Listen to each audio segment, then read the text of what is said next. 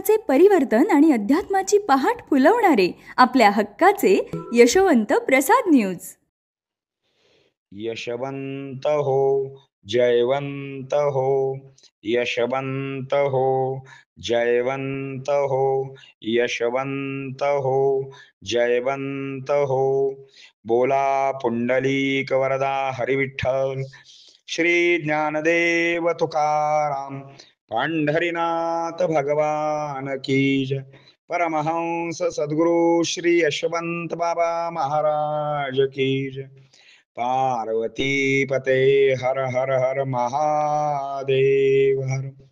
सज्जन हो, आज 6 जानेवारी, आजच्या साठी श्री महाराजांचे सुवचन म्हणजे आता बहुतेकांना PhD मिळाल्यासारखे वाटत आहे. यांना स्वर्ग 2 बोटे उरला आहे. PhD हे सर्वात मोठे शिक्षण व स्वर्ग 2 बोटे उरणे म्हणजे अत्यानंद होणे, आनंदाच्या उकळ्या फुटणे. मात्र PhD मिळणे वेगळे व वाटणे वेगळे. स्वर्ग 2 बोटे उरणे व स्वर्गापर्यंत आनंद जाणे यातही फरक आहे. श्री महाराजांच्या वरील वाक्यात त्यांना सांगायचे आहे, काही नसताना निष्कारण आपल्या अंगामध्ये हवा भरून राहिल्यासारखे वागणे हा मूर्खपणा आहे. एखादा माणूस कलावान आहे, मोठा कलाकार आहे, की आपोआप त्याच्या पुढे देव परीक्षेचा पेपर टाकतो. तो पेपर म्हणजे परीक्षेतून तू कसा उतरतो आहेस यासाठी विविध भोगाची लालूच त्याच्या पुढे आपोआप उभी राहते आणि बहुतेक वेळेला तेच विषयाचे हाड चघळत तो बसतो. मिळालेले सर्व वाया घालवितो. त्याला दारूचे व्यसन लागते. चांगला कलाकार असून हळूहळू बाई आणि बाटलीमुळे समाजाचे त्याचे स्थान डळमळीत होते.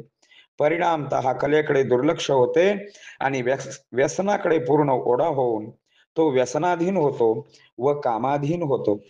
हे भोग त्याला दुर्लभ आहेत असे वाटते आणि शेणातला किडा जसा शेणातच वळवळत पडतो तसेच त्याचे घडत असते. वास्तविक पाहता स्वर्गीय सुखाचा तो आनंद नसून डुकराला गटारात लोळल्यावर जेवढा आनंद होतो त्या प्रकारचा तो आनंद असतो आणि या आनंदाच्या भरामध्ये त्याला काय करू आणि काय नको असे होऊन जाते. त्याचमुळे महाराज म्हणतात, हे काहीच नसताना सर्व काही आहे असे समजून चालतात. त्यांना PhD मिळाल्यासारखे वाटते आहे. स्वर्ग यांना 2 बोटे उरलेला आहे. अर्थात श्री महाराज त्यांना सावध करण्याचा प्रयत्न या वाक्यातून करतात किंवा केलेला आहे. जो शहाणा असेल तो बोध घेईल, नाहीतर सावध नाही झाला तर त्याचा सर्वनाश ठरलेलाच आहे. बाई बाटली या पेपरमध्ये तो नापास झाला की तो विषयात इतका वाहतो. वास्तविक पाहता इंद्राला स्वर्गात अप्सरा भोगताना व डुकराला पृथ्वीवरती गटारात लोळताना चा जो आनंद हाच विषयाचा आनंद म्हणावा. थोडक्यात काय तर विषयाच्या आनंदामध्ये रममाण होणे म्हणजे अक्षरशः गटारात लोळण्यासारखे आहे.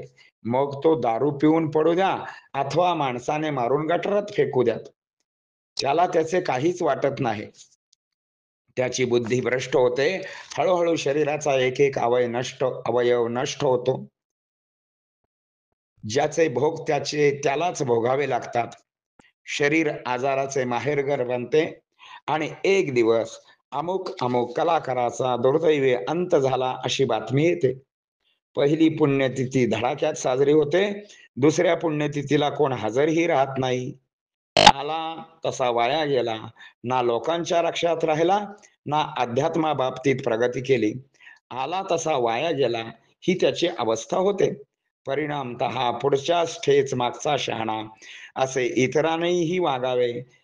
त्याच्यासारखी जर आपली स्थिती झाली तर त्याच अवस्थेमध्ये गुरुच्या चरणावर लोटांगण घालावे, अश्रूंचा अभिषेक चरणावर लावावा, तर काही श्री गुरुना दया येईल. अशा अवस्थेमधून सुद्धा श्री गुरु काहीतरी मार्ग काढतात. अजामेळ पापराशी टोणप्याला पाने, तोही नेला वैकुंठासी, नाम तुझे नारायणा फोडी पाषाणाला पाना. पाषाणाला फोडणारे नाम असे नाम तारक व उद्धारक आहे. मात्र श्री महाराजांचा आग्रह आणखी वेगळा आहे. नुसते नाम उपयोगाचे नाही, तर त्याच्या जोडीला काम सांभाळा. तर नाम आणि कामाद्वारे तुझा आवाज आकाशापर्यंत गेल्याशिवाय राहणार नाही. हा त्यांनी दिलेला गुरुमंत्र, ही त्यांनी दिलेली गुरुकिल्ली आपण सारे सांभाळूया व आपल्या जीवाचे अंतिम कल्याण करून घेऊया. तरच आपण मानव म्हणून जन्माला आलो आणि मानव म्हणून जन्म घ्यायला आपण लायक ठरू. नाहीतर जनावर म्हणून घ्यायच्याही लायकीचे आपण राहणार नाही. जनावर मेल्यानंतर सुद्धा शिंगाशेपटाचे कातड्याचे 100-500 रुपये देऊन जाते. माणूस मेल्यानंतर मात्र 5 पैशाची सुद्धा त्याची किंमत राहत नाही. जरा वेळ झाला की तो वास मारू लागतो. माणसे घाई करू लागतात आणि 4 लाकडाच्या विमानावर 4 चालक व 1 वाहक अशा थाटात त्याला स्मशानात नेले जाते. चिता रचली जाते, आग लावली जाते आणि त्याचबरोबर त्याचा इतिहास पुसला जातो. स्मशानात सुद्धा माणसे बोलतात, रामभाऊ मेल्यानंतर वाईट बोलू नये, पण याने बोलण्याची पाळी आणली. आयुष्यभर लोकाच्या मुंड्या मुरगाळल्या. काय हो नेले याने आपल्यासोबत? किंवा त्याचे जसे अवगुण असतील तसे अवगुण स्मशानात बसूनच माणसे बोलायला घाबरत नाहीत. हे सर्वांनी लक्षात ठेवावे.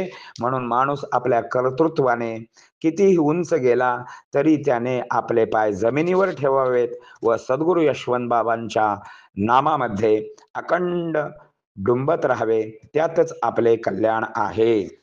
यशवंत हो, जयवंत हो, यशवंत हो, जयवंत हो, यशवंत हो, जयवंत हो.